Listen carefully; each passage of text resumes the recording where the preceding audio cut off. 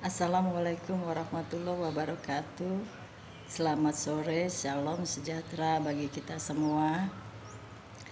Menanggapi peristiwa hukum yang saya alami, saya mengatakan bahwa keterlibatan Ibu Enria Tampu-Bolon sebagai JPU waktu itu dan keterlibatan Bapak Situmorang Simangunsorang juga sebagai suami dari Ibu Enria Tampu-Bolon dan sebagai polisi waktu itu, saya menerangkan bahwa keterlibatan Ibu Enria dan suaminya itu sebagai pihak oknum, sebagai pelaku kejahatan di dalam ranah hukum kejahatan KPK. Ya, kembali lagi saya klarifikasi dan saya konfirmasi bahwa keterlibatan Ibu Enria Tampu-Bolon dan keterlibatan Pak Situmorang suaminya juga itu bukan sebagai pihak korban, tetapi sebagai pihak oknum pelaku kejahatan di jalur kejahatan hukum KPK. Sekalipun keterlibatan Ibu Enria Tampu-Bolon dan keterlibatan Pak Situmorang itu terjadi persekongkolan melalui pihak Ibu Jokowi dan pihak Pak Jokowi sebagai presiden waktu itu keterlibatannya dilakukan dengan cara modus kejahatan, dan kalian dari pihak Ibu Enria Tampu-Bolon, keterlibatan Pak Situmorang, keterlibatan Ibu Jokowi dan keterlibatan Pak Jokowi itu juga sebagai pelaku kejahatan, sebagai oknum-oknumnya, bukan sebagai pihak korban. Jadi apapun itu ya, proses yang dilakukan karena peristiwa ini sudah saya bawa di dalam yuridisial pihak Kesatuan Polrestabes Kota Semarang, sehingga sejauh ini dan berangsur-angsur sampai dengan sekarang belum ada etika tanggung jawabnya. Kalau kalian mengatakan bahwa hukum itu bisa dibeli dengan uang, kenapa kalian takut? Kenapa kalian pengecut buat bertemu dengan saya? Kalau saya harus melawan kalian, ya, saya ini dihadapi di depan saya jangan ditusuk-tusuk di belakang saya buat aksi-aksi nafsu bejat. Kok saya difitnah-fitnah? Bahkan saya difitnah-fitnah sama presiden, sama Pak Jokowi dan sama Ibu Jokowi waktu itu sebagai presiden.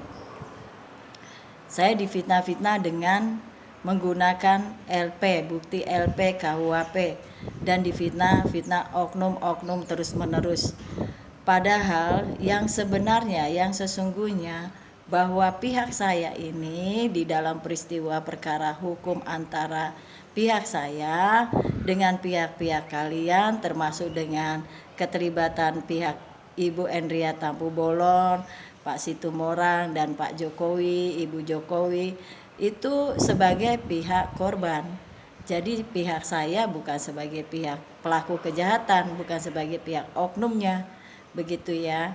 Makanya saya klarifikasi lagi dan saya konfirmasi lagi, sekali lagi keterlibatan Ibu Enria, keterlibatan Pak Situmorang, keterlibatan Pak Jokowi dan keterlibatan Ibu Jokowi itu sebagai pihak pelaku kejahatannya, sebagai pihak oknumnya, bukan sebagai pihak korban. Kalau kalian mengatakan bahwa hukum bisa dibeli dengan uang, saya juga bisa mengatakan itu. Bahkan saya juga bisa kok kasih tambahan uang buat adanya proses hukum ini supaya bisa ditangani dengan otoritasnya, begitu ya. Jadi berangsur-angsur sejauh ini, kalau memang urusannya cuma bagi-bagi uang, urusannya cuma eh, hukum itu bisa dibeli dengan uang.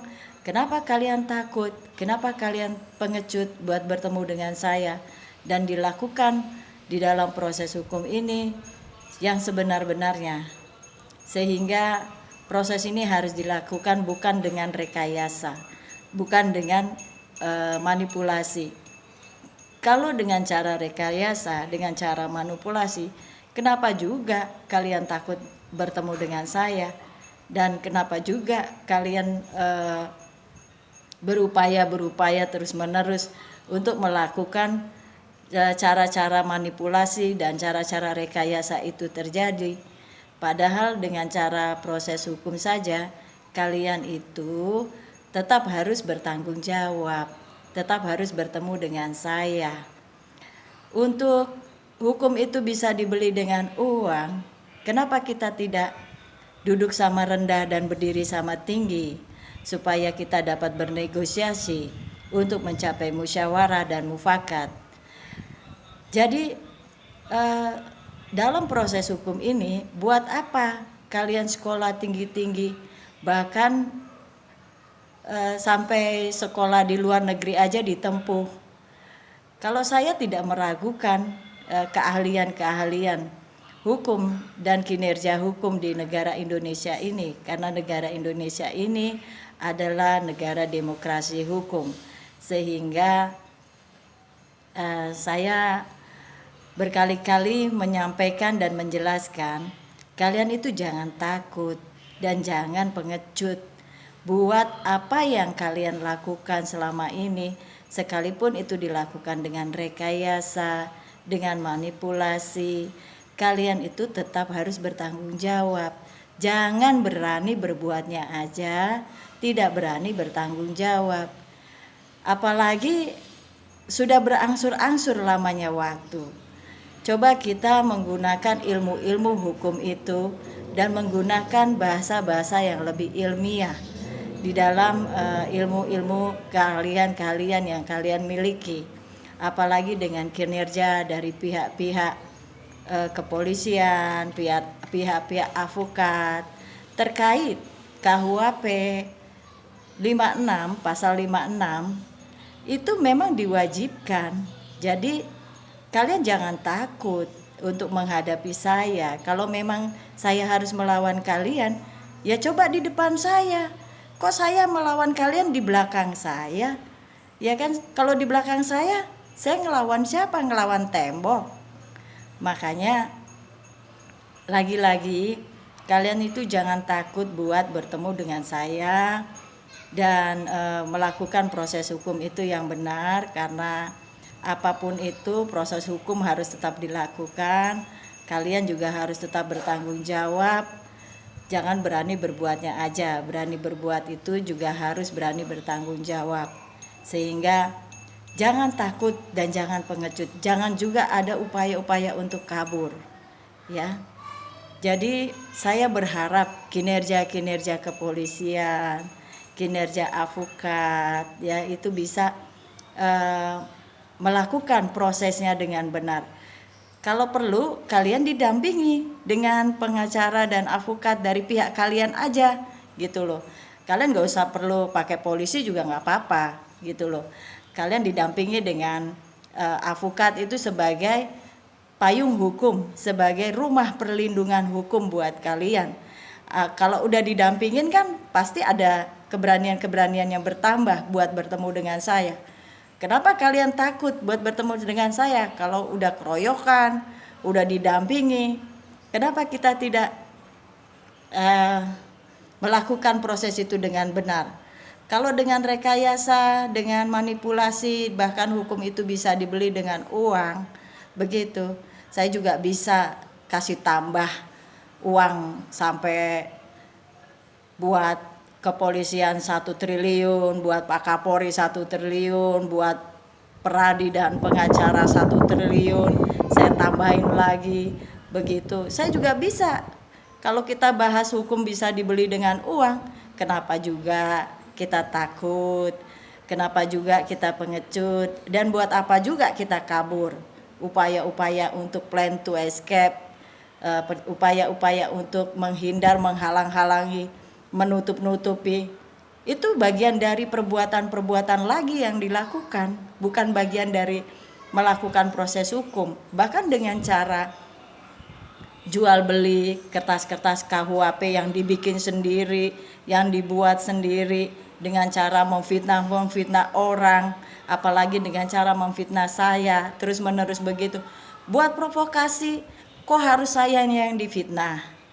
Buat kepentingan-kepentingan skandal, kenapa juga saya yang harus difitnah? Kenapa juga kalian takut buat bertemu dengan saya? Hah? Kalau kalian lagi-lagi berupaya untuk kabur, ya kan? Di dalam proses hukum, kalau kabur justru akan ada tindakan-tindakan hukum yang terjadi. Makanya jangan kabur. Ya. Kalian harus bertanggung jawab dan jangan takut, jangan pengecut. Kalian tetap harus bertemu dengan saya untuk melakukan proses hukum ini. Proses hukum yang dilakukan bisa dengan negosiasi. Kita bisa bernegosiasi. Kita bisa mengambil langkah-langkah musyawarah dan mufakat dengan cara atas dasar Pancasila, sila keempat, sila kelima, sila kedua, sampai sila ke-1. Ada 5 sila di dalam Pancasila yang bisa kalian gunakan sebagai dasar buat kita duduk bersama, buat kita bernegosiasi, buat bertanggung jawab.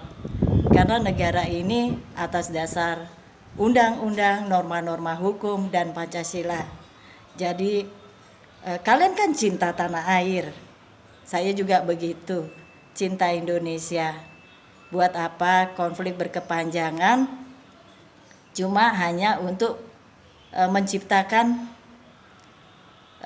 jalur Gaza, menciptakan banyaknya konflik lagi dan tumpukan-tumpukan oknum-oknum pelaku-pelaku yang semakin melebar, yang semakin menciptakan perang, ya kan?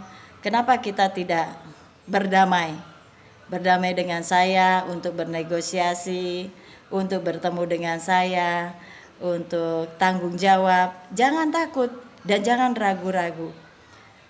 Saya tetap terus-menerus berupaya untuk menegakkan hukum. Jadi penegakan hukum itu juga jangan takut dan jangan pengecut buat bertemu dengan saya. Untuk melakukan proses hukum itu harus tetap dilakukan, ya. Karena buat apa juga kalian sekolah hukum tinggi-tinggi, ya kan? Kalau proses hukum aja selama yang kalian jalani di dalam kinerja kalian itu hanya urusannya bagi-bagi uang. Kalau urusannya bagi-bagi uang, kenapa juga takut buat bertemu dengan saya? Bahkan saya tambahin uangnya itu. Ya, yang penting kalian jangan takut, jangan pengecut buat bertemu dengan saya dan jangan ragu-ragu. Terima kasih buat semua pihak yang sudah menyaksikan video saya ini dan yang sudah mendengarkan apa yang saya sampaikan. Peristiwa ini, perkara kita ini sudah sampai selama 21 tahun lamanya waktu. Sebenarnya begitu secara rangkaian kronologisnya. Karena ada fakta-fakta baru yang terjadi. Jadi sudah 4 tahun keterlibatan Pak Jokowi, Ibu Jokowi, keterlibatan Ibu Enria Tampu Bolon sebagai oknum, Pak Situmorang sebagai oknum, kalian juga sebagai oknum, bukan sebagai pihak korban. Begitu ya. Tapi kalau kalian merasa nggak perlu bahas ada oknum, ada korban, ada faktanya, ada barang buktinya, ada pelakunya, ada korbannya, kalian juga tetap harus bertanggung jawab. Jadi jangan takut buat bertemu dengan saya dan bernegosiasi dengan saya. Terima kasih kepada semua pihak terkait, ya. Jadi kalian jangan ragu-ragu, karena sudah 4 tahun lamanya waktu, di mana hak-hak saya dan mana tiket-tiket saya, mana tanggung jawabnya. Secepatnya kalian harus bertemu dengan saya.